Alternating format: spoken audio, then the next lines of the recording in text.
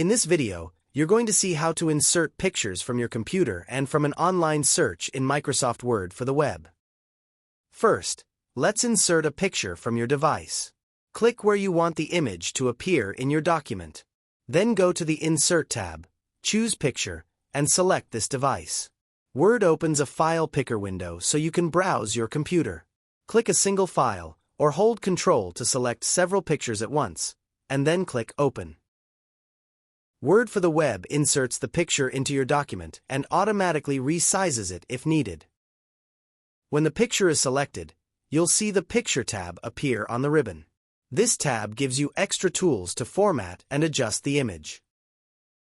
You can also insert pictures from the web. Again, click where you want the image to go, then on the Insert tab choose Picture, and select Search on Web. A panel opens in the center. Type or choose a keyword, such as beach, and press Enter.